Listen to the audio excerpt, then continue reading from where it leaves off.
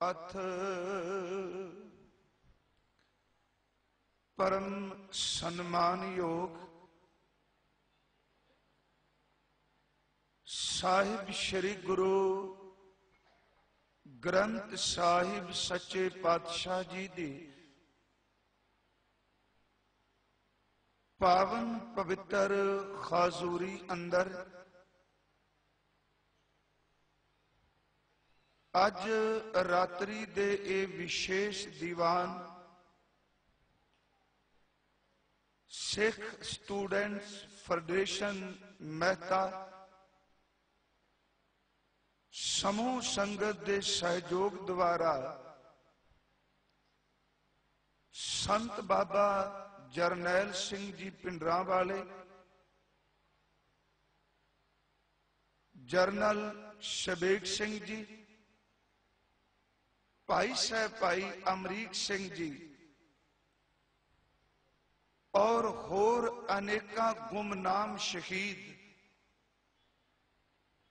जो हजारां की गिनती विच शहीद किए गए, उन्होंने अज ये दीवान समर्पित ने। ज्यादा टाइम मैं बिल्कुल आप जी का नहीं लेना, सिर्फ कुछ मिनट ही मैं आप नाल सांझे करने ने।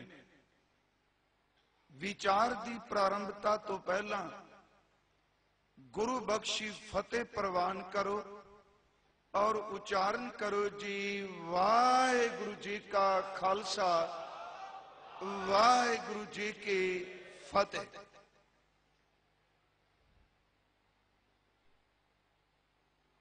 हरमंदर साहब और श्री अकाल तख्त साहब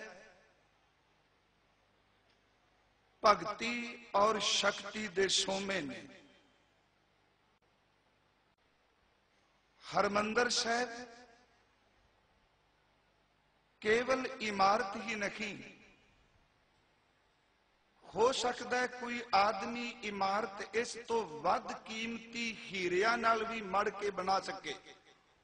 शब्द सुनियो, पर हरमंदर साहब किसी कारीगर का केवल नहीं बनया, हरमंदर साहब नूं तां खुद खरी परमात्मा ने आप सिरजिया।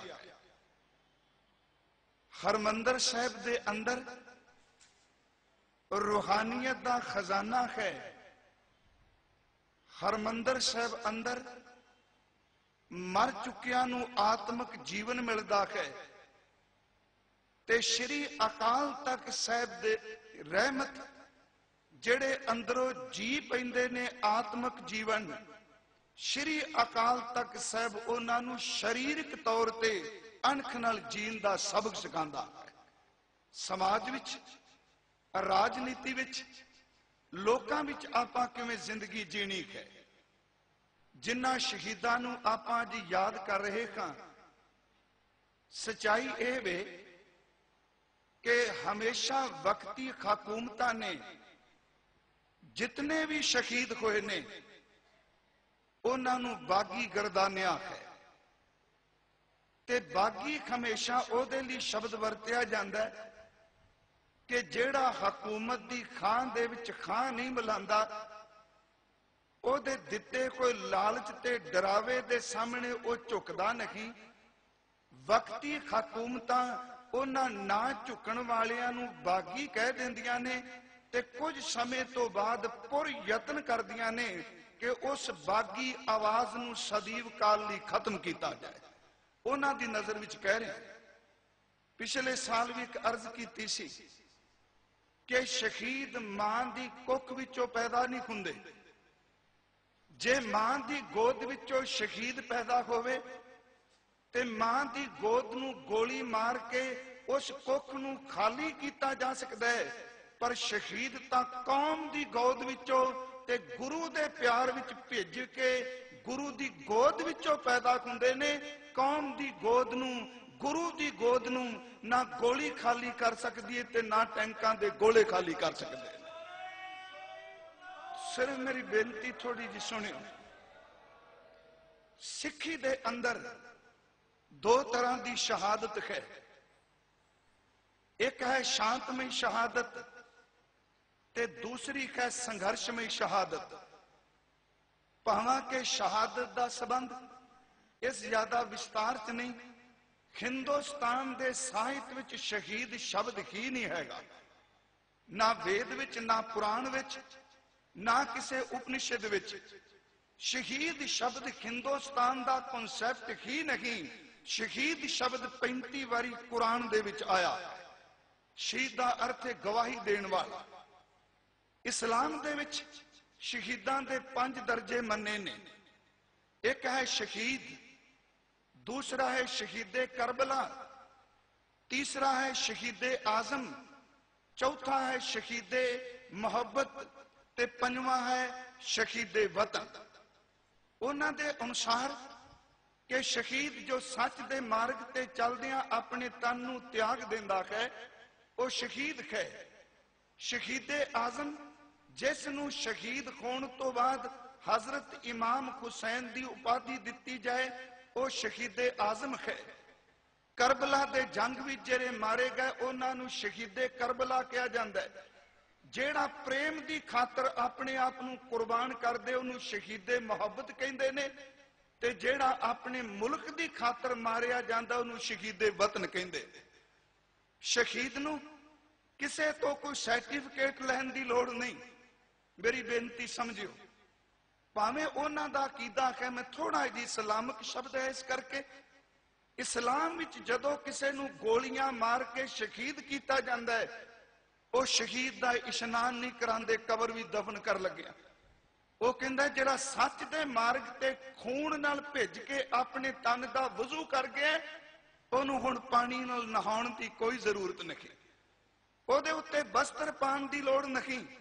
वो इत्थों तक कहंदे ने कि सच ते मार्ग ते चले होए नूं किसे दी सिफारिश की लोड़ नहीं, वो सीधा अल्लाह दे घर विच प्रवान हो जाता है। पर गुरसिੱਖੀ दे अंदर 2 तरह की शहादत है। सब तो पहला शहीद शब्द जे असी हिंदुस्तान की तवारीख विच लियांदा है तो वह धन गुरु अर्जुन देव जी शहादत नाल आया है। उस तो पहला हिंदुस्तान विच शहीद शब्द ही नहीं, कुर्बानी वो इस्लाम दा है। बली शब्द है, बली अपने निजी सुखां की खातर अपने आप नूं बली दे देनी, स्वर्ग मिल जाएगा। धर्म की खातर, ईमान की खातर, मजलूम की खातर, मजहब की खातर, किसी की खातर अपने आप की कुर्बान करना एक किते उदाहरण मिलती ही नहीं। साडे विच 2 तरह की शहादत दीयां धारावां चल रही ने, ये चलदियां रहणगियां। मैं तां शब्द वरते, जोर साहब ने कहा हुण गोली वाली गल नहीं चेते रखियो, बाबे नानक ने 2 गल्लां कहियां ने। वो कहते ने जां तां जिथे मूर्ख बैठदा चुप कर जा, मूर्ख नाल बोलण दा कोई लाभ नहीं, ते दूजी गल चेते रखी मूर्ख हाथ जोड़िया कदी नहीं मनदा। दूजा तरीका जिस मुंह चो बोलदा उस मुंह नूं भन दे आवाज बंद हो जाए। बाबा जी दा एक तां बचन है कि मूर्ख है नाल ना लुझिए, ते दूजा बाबे नानक दा बचन है मूर्ख गंढ पवै मुंह मार। गंढ पवै दा अर्थ बिल्कुल सही हो जाएगा जदों दे मुंह दे उत्ते एक चंगी तरह कोई टका के घसुन लादा है। सिर्फ मेरी एक बेनती है, मैं सिर्फ संक्षेप जी, एक है शांतमय शहादत ते दूसरी है संघर्षमय शहादत। शांतमय शहादत विच गुरु अर्जुन देव शहीद ने, शांतमय शहादत विच गुरु तेग बहादुर शहीद ने, 3 गुरु के सिख चांदनी चौक भी शहीद ने। पर संघर्षमय शहादत दे विच चमकौर दे शहीद ने, भंगाणी दे शहीद ने। संघर्षमय शहादत दे विच बाबा दीप सिंह शहीद ने, संघर्षमय शहादत दे विच बाबा गुरबख्श सिंह जी शहीद ने। पर शांतमय शहादत दे विच भाई साहब भाई मनी सिंह जी शहीद ने। ये 2 धारावां चल रही ने ते सिੱਖੀ दे अंदर दोनों नूं परवानिया गया। शांतमय शहादत वो सबर दा प्याला, ते जदों सबर दे प्याले नाल ना समझे उदों फिर शस्त्र नूं खत पाना जायज है। सन्मानयोग महापुरखां दे सपुत्र बैठे ने, संधू साहिब दे भराता जी बैठे ने। उस महान महापुरख जिन्हों अज पूरा यत्न किया जा रहा है ਕਿ ਯਾਦ ਨਾ ਕੀਤਾ ਜਾਏ, ਭਾਵੇਂ